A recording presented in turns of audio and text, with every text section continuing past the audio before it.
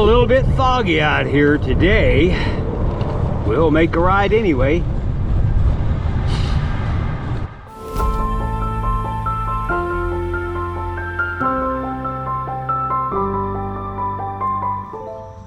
Well, good morning. How y'all doing today?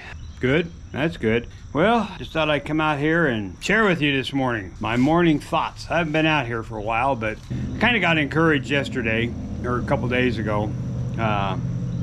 Friend of mine, good friend of mine, he started a YouTube channel, another YouTube channel, and he texted me, he said, I'm starting a YouTube channel, hold me accountable. So I said, okay, and I will. And, just to make sure he's consistent on it, and told him, I said, you need to do the same with me again, keep me going on it, and he will. And so I encourage you to check out his. It's Living Life After 50, and I'm not sure, I can't remember that's the exact name, but I'll post it on here and you'll know, and you can go and check it out. And he just started, he's only got a couple episodes out so far, but he'll encourage you. He's more of a coach, and that's how we met. We were in a network, a business network together, and Linda and I had a small business, MLF that we were promoting, and he had a gym. He was a personal trainer with a small gym, and so I started going to work out with him because I just retired and I needed to keep myself halfway in shape. And so I started going there, and him and I hit it off. We became good friends, and he'd been an encourager for me. Actually, he's got me on this keeping myself fit more so than in all my years. When I was in the Navy, I would try and I would do things, and you try diets, you do this, you try, all this stuff. And back when I was in the Navy, PT wasn't a big thing, physical training. It was just, you did it in a boot camp, that was about it. And but everything else was like, I always tell people, because I was in from 70 to 78, and I always tell people the only time I ever did PT was in boot camp. Last time I did it was in December of 1970 when I got out of boot camp. And because we never, every other duty station I was at, we never had it, and so I was never, and I never have been a real athletic type. I played football in high school a little bit, not much, and so I never have been for that. And I like it, but I just never have done it and just push myself to those limits. And so anyway, Tom, he encouraged me to just keep going, because I go down there, Linda and I go down there 3 times a week, and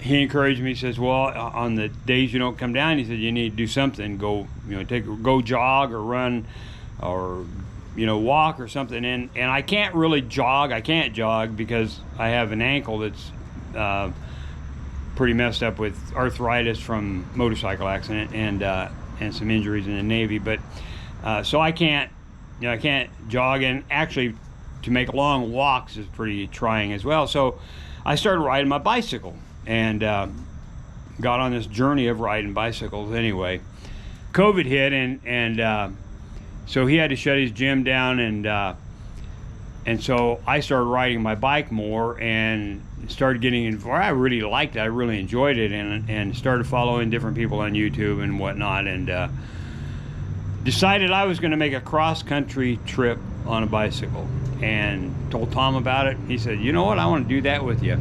And so we were going to do it, and we started planning. We did about 6 months of planning, and right at probably the last month, he had the opportunity to buy this property in Colorado where they had always wanted to live, him and his wife and his daughter. And so, and it was a screaming good deal, and for where they're at. And so he took that, and so he had to delay doing that. And but in my heart I said, no, if I don't do this now, I won't do it. And so I said I'm going to do it, and so I went ahead and did it by myself. And but it was through his encouragement, that I was able to actually do it. And I didn't get all the way across country. I did halfway. I went from Washington, D.C. to Davenport, actually Walcott, Iowa.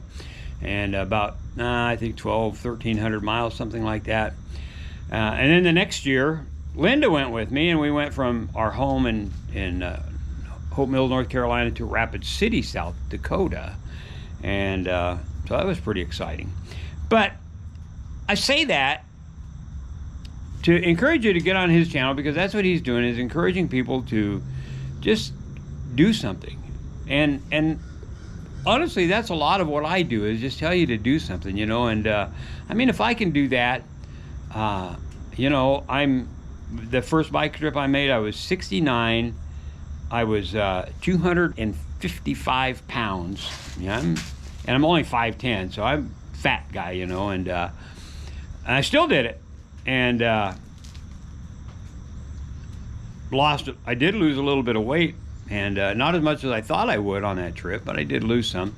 And since then, I've changed my diet and different things, and I've lost quite a bit more weight since that first trip. And matter of fact, I'm at a weight now that I haven't been at since 1972. So I'll tell you how long that is.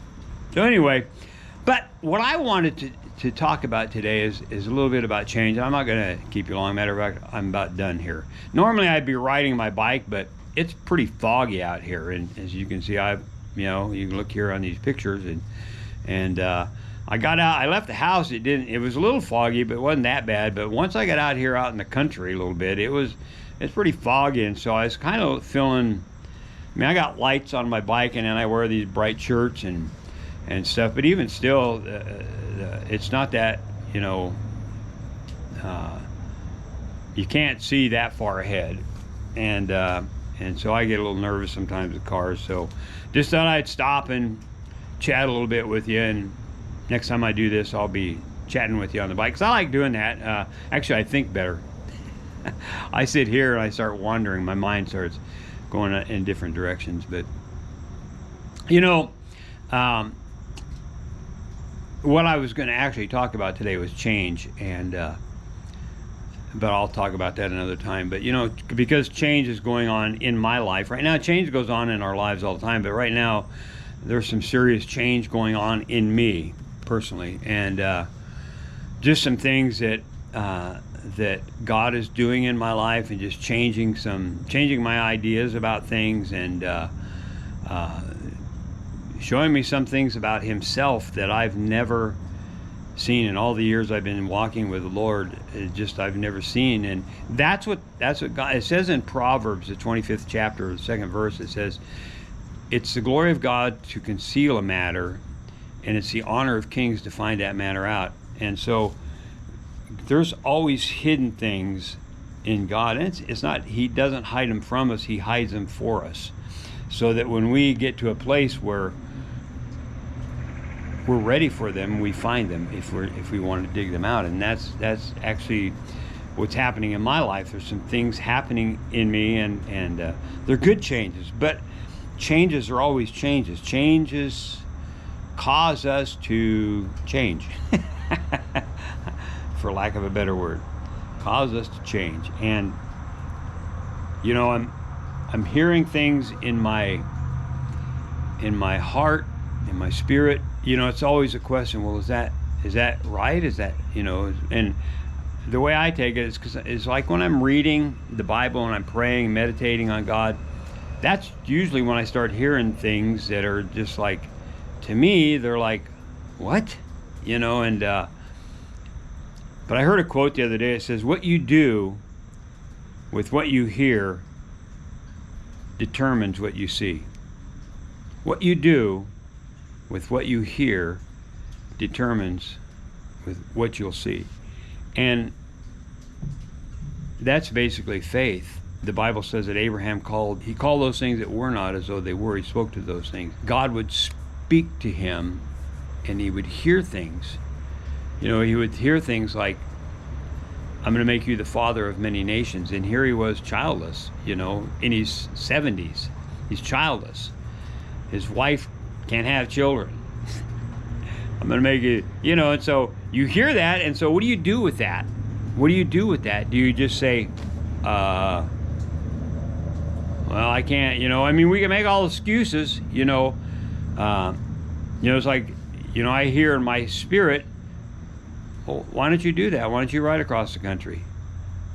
I'm 69, and I could use that for an excuse, but why? And so what I do with what I hear determines on what I see. What you do with what you hear determines what you see. And I'm pretty much going to leave it here for now, but think about that. Anyway.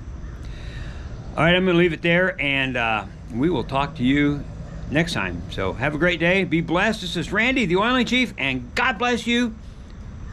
And have a wonderful day. You know what? Jesus is Lord. He is Lord. He's awesome. So are you. Talk to you later. Bye.